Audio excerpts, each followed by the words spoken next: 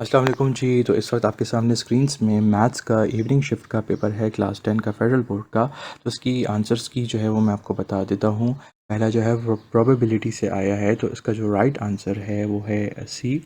दूसरा जो है हमारे पास स्कैटर डायग्राम है, downward sloping line of best fit shows it shows negative correlation. की बात है the Y intercept of the line Y is equal to -x+4। तो ये जो है वो एम है, एम इसके साथ है, और ये जो है सी जो है वो वाई इंटरसेप्ट होता है।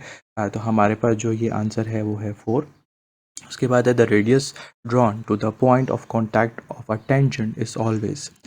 तो इसका जो राइट आंसर है वो है परपेंडिकुलर टू द टेंजेंट। ठीक है। उसके बाद है x square -1 divide by x-1। इसको खोल लें तो ये हो जाएगा x+1 और एक हो जाएगा x-1, और हमारे पास रह जाएगा x+1 वाला। ठीक है। उसके बाद हमारे पास है कि the difference 5+2 iota -3+7 iota gives. ठीक है। तो 2 आयोटा -7 आयोटा में जो है वो आपके पास आ जाएगा -5 आयोटा। ठीक है। और 5 - 3 में आपके पास आ जाएगा 2 आयोटा।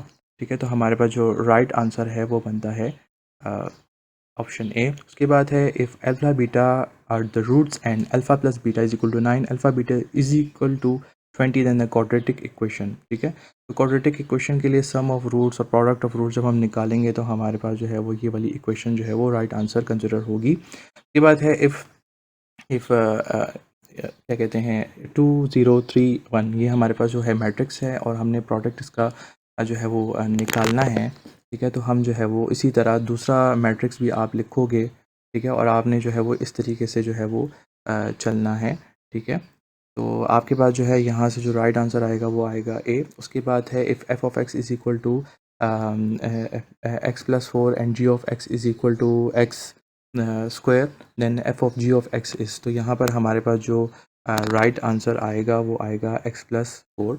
अच्छा, उसके बाद हमारे पास जो है the solution of X absolute is greater than equal to 4।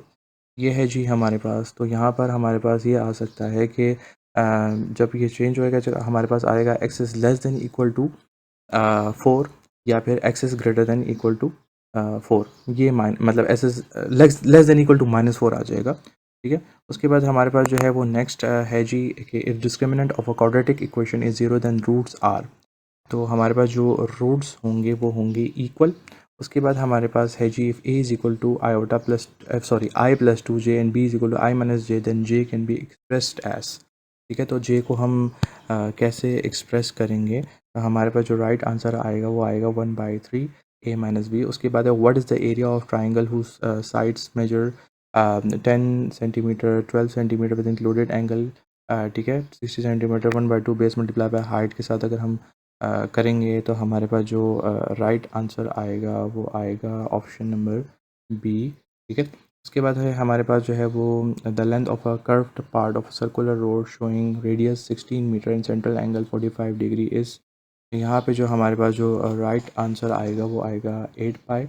और जो लास्ट है जी उसमें हमारे पास जो आंसर आएगा वो आएगा 6 सेंटीमीटर। आपके कितने मार्क्स हैं? Please do let me know.